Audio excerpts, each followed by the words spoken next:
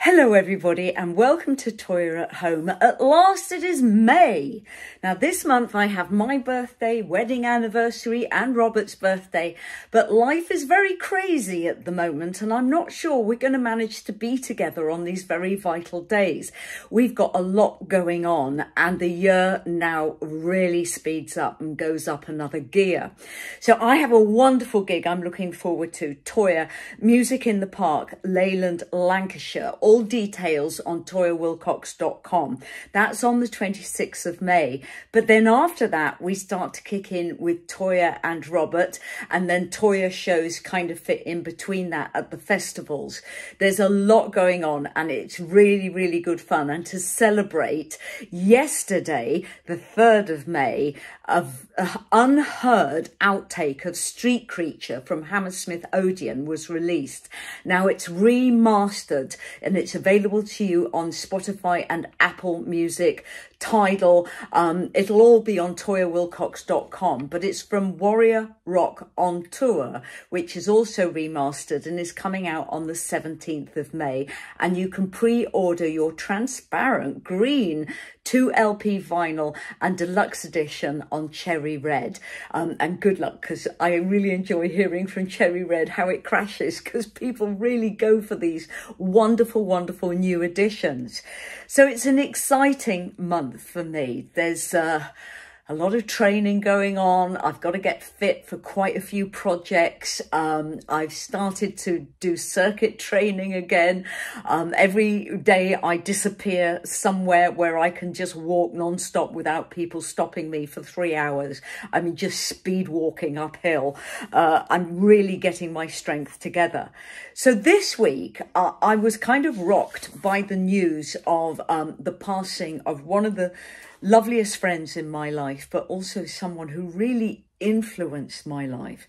Now, Keith Wainwright is a very, very famous hairdresser. I mean, he was famous throughout the 60s, the 70s, 80s, 90s, into the noughties. He transformed many people's lives. He was my hairdresser. He was Mark Allman's hairdresser. He was Bowie's hairdresser. You name it. I used to sit in his salon, smile, at least once every 2 weeks, and found myself always next to Ringo Starr of the Beatles. It was a very exciting place to be, his salon, Smile. So for the movie Jubilee, and that's the wonderful Jordan on the cover there, I played Mad in Jubilee. Keith Wainwright decided he was going to create my look by shaving my head. And it was terrifying at the time. He worked very closely with the director, Derek Jarman, and Derek wanted me to have a completely new, reinvented look from the punk rocker I was at the National Theatre at that time. And Keith just shaved my head. He cropped it and then he dyed my hair. Well, he bleached it with 60-volt bleach, which was incredibly painful at the time. People don't tend to use that kind of strength of bleach anymore. And then he dyed it crazy colour orange.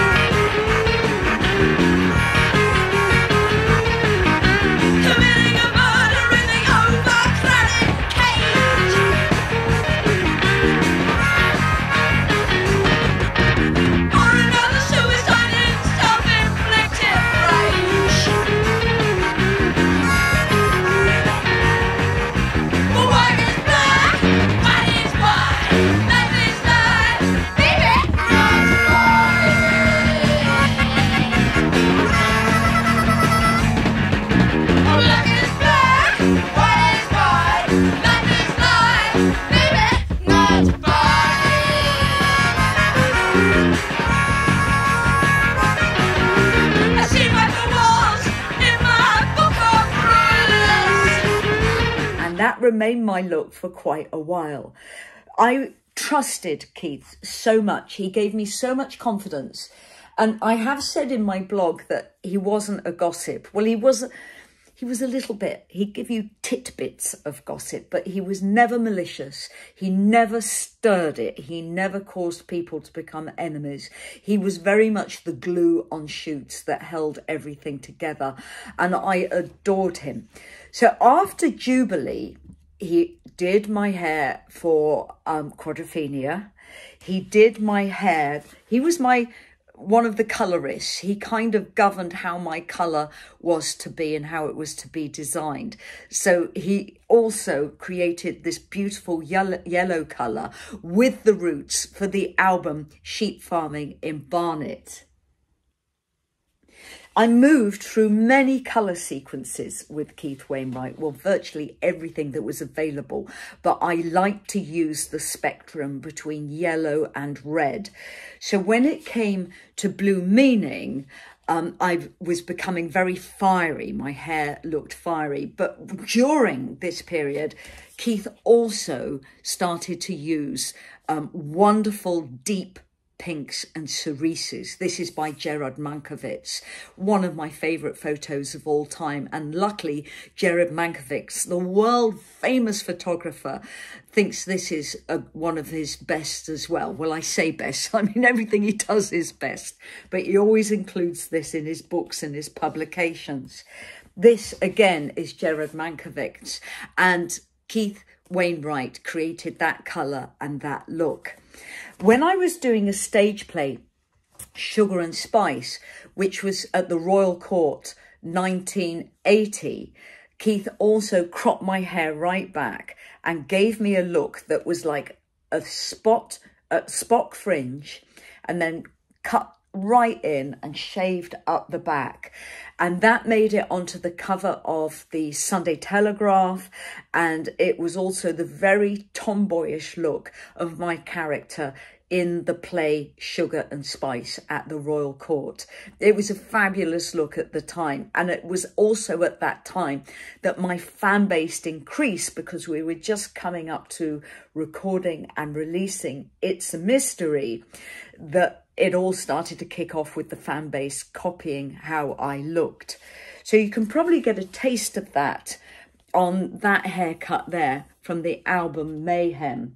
But he also did my hair for the front cover of Anthem. My hair by that time was slightly growing out from the Sugar and Spice look, and it became that, and crimping was in. This was very early 1981, where we all had our crimping irons and we were crimping our hair. Not good for it at all. And then the painting on Anthem is based on that. I've now got a bumblebee come into the room. Hang on, I've got to get rid of it. It's going to be so noisy. So we've got masonry bees in our wall. This isn't actually a masonry bee. This is a honeybee. So I'm just going to get rid of him because he's got work to do. His life is very, very special. The honeybee has gone. They're so precious. We have had summers where they've just completely disappeared, and it's terrifying. But this summer, the masonry bees are back and our honeybees are back. The big, lovely bumbles. You know, they're so precious. They're part of the whole ecosystem of this planet. But that's another story. When I did the cover for Thunder in the Mountains, this is by John Swinnell, the very famous fashion photographer. Robert Lebetta did all this styling, but Keith was still in charge of my coloration. And with Thunder in the Mountains, we started to go slightly gothic as well. Coming on to Brave New World, Keith again, what he did was quite remarkable actually, because he'd bleach my hair, he'd then dye it pink, and sometimes, I don't know how he did it, he must have dyed it pink and then bleached the roots and then put orange on, which gave this incredible colour grading. The roots would be orange and the rest would be cerise pink. It worked fantastically well. Then we move on to Love is the Law. Now, I was doing Trafford Tansy at this time, and I got in quite a lot of trouble with some of the cast about this, because I had long, beautiful orange hair with black tips. It kind of looked very leopard-like. But then I visited Keith and I was getting ready for this shoot. And I said to Keith, this has to be futuristic. It's got to be a very Tron and very kind of tank girl. So he shaved the sides of my head, because at this point, which was 1983, the kind of Mohawk Mohicans suddenly made a massive surgence, and men and women were getting that shape. So I went in, after doing this shoot, I went in to do the play, and half my hair, you know, my head had been shaved, and the cast were going, what have you done? What have you done? And I think up until that point, they thought I looked very feminine. And then after that point, they just thought I looked too tough. They mocked me. They really mocked me. Keith was on this shoot, which is the shoot for Desire with Carrie Brannigan. Wonderful, wonderful. Again, advertising, fashion, just a great photographer for women. So he did that one as well. And then we move into the shoot for Don't Fall in Love. And of course, this is Terence Donovan, iconic photographer who directed my video, Don't Fall in Love. So Keith was responsible for all of this. I'm just so grateful. I'm so grateful he was in my life.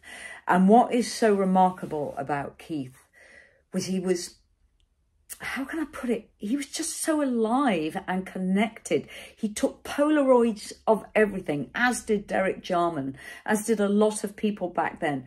And when I visited Keith, only a matter of years before the first lockdown, he had rooms, files, archives full of his Polaroids that was still pristine, which was so lucky. We used to kind of document our lives a lot back then in physical photographs, physical drawings, and Keith was part of that. He was in love with reggae, so he would go off to the Caribbean, Jamaica, Barbados, I mean, but mainly Jamaica, and document the reggae music that was going on at that time. He loved it. He loved the artists and the people. It was in his body. It was where his soul belonged. So very lovely to be with him throughout all of this. He never had agendas. He never had to prove anything. He was an East End boy. He was just very grounded. So it was lovely to be with him all the time. When I was playing Sally Bowles in the West End at the Strand Theatre in Cabaret, directed by the brilliant and legendary Gillian Lynn, I had to do all of the kind of photographic work for Desire and promote the single, which was Echo Beach, and just get all that done while I was still in the West End doing 8 shows a week. And Keith was responsible for how I looked on Echo Beach, which is a beautiful look. I mean, absolutely gorgeous. And he was so much fun to have on the shoot. He was attentive, supportive, he listened, he was instinctive, he made sure that I had something to drink, he made sure I got to eat, he stayed in the dressing room with me, and he never ever intruded on the space, but he absolutely gave and added everything to the quality of fun on these shoots. So we did have an incident where I was wearing a very formal tailored jacket, and I literally had nothing on underneath. And believe me, for 1987, this was incredibly racy. I mean, women just didn't do that without suddenly becoming titled as a porn star or something.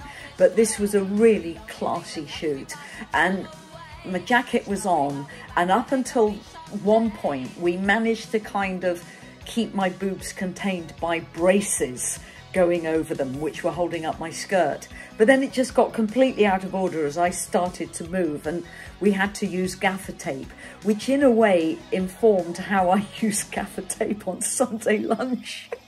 It all started back then in this shoot with Keith Wainwright and gaffer tape on Echo Beach. I will miss Keith. a lot, as I do Derek Jarman. I absolutely miss these people every single day. It's funny. Keith Wainwright, Derek Jarman, Bill Reeflin, my best friend Veronica, Willie Fred the Rabbit. They are with me every single day because they were so part of my life and gave me so much joy as friends. It's encouraging me in a way to go out and find new friends, because I have to say, since Mum and Dad passed, my world, my circle of friendship has become very, very small and very, very isolated. Robert, his friends tend to be online, and I now need to find a new circle of friends. I'm not saying I live with enemies or anything like that, but those very precious friendships where everything informed who and what you are, I really need to go out and make an effort and see people face to face. Because since lockdown, even though Robert and I are broadening out again, we don't really get to see people face to face. The festivals are an exciting time because those interactions happen again. I suppose in a way I would love to find a film director that I work with on a regular basis, because that's how I form these friendships in the first place. But anyway, enough of me waffling on. When I see you for the next Toyah at Home, I will be a year older, 66, yay! Let's go out with Street Creature, that was released yesterday on Cherry Red, and on the 17th of May, the wonderful, incredible package, remastered, green vinyl, Warrior Rock, it's just fabulous, is out on the 17th of May. Everybody stay safe, have a wonderful May. Let's hope that the summer is coming and there's a little less rain for a while. See you out there. Lots of love from Toyah. Mwah.